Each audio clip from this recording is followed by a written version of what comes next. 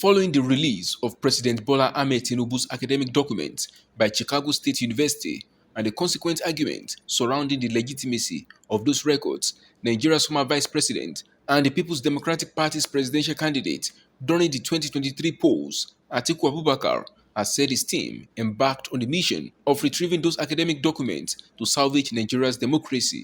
Atiku was addressing journalists in a press parley alongside his lawyers in Abuja on Thursday as they threw more light on the development and the importance of the fresh evidence in their appeal at the Supreme Court. Recall that Tinubu's electoral victory was affirmed at the Presidential Election Petition Tribunal, sitting at the Abuja division of the country's Court of Appeal. The former vice president said the constitution's position is clear on the requirements needed to occupy the #1 seat in the land. He charged relevant institutions to take necessary steps that would save the face of the country and its citizens in the international community.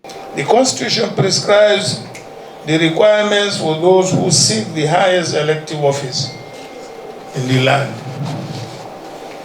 It should not take months or indeed decades for the institutions concerned to be able to do their work in establishing the credibility of any certificates presented by candidates for public office. We undertook this journey at great cost and for important reasons.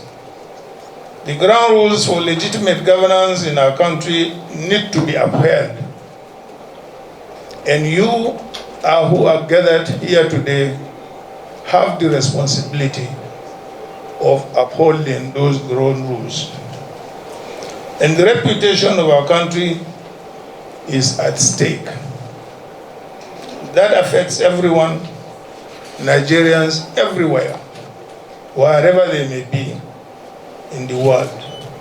The PDP presidential candidate reiterated that his quest for the truth was not informed by his presidential ambition but the need to salvage Nigeria's democracy.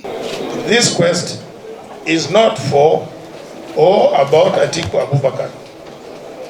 It is a quest for the enthronement of truth, morality, justice, and accountability in our public affairs. In line with this, let me call on all well-meaning Nigerians, leaders of thought, our religious leaders, our traditional leaders, our community leaders, our political leaders, and in particular, Governor Peter Obi of the Labour Party and Governor Rabi Ukwankwaso of the NNPP, and the leaders of every political party in Nigeria, and indeed every single person who loves this country, as I do, and who wishes nothing but the best for this country as I do, to join me in this campaign to enshrine probity, accountability, and the basic principles of justice, morality, and uprightness in our country and in our government. In the same vein, Atiku's counsel, Kalu, explained what the latest twist means in their quest for justice at Nigeria's apex court, the Supreme Court.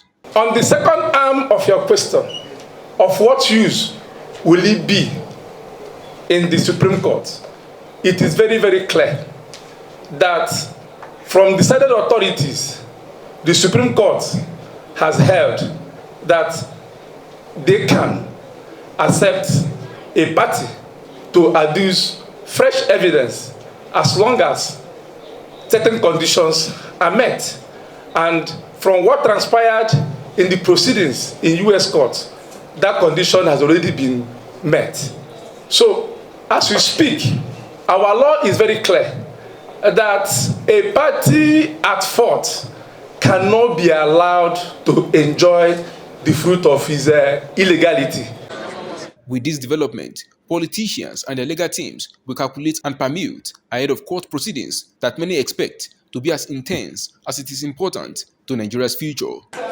In Abuja, Nigeria's capital, Abiodun Mohammed, Top Accolade News.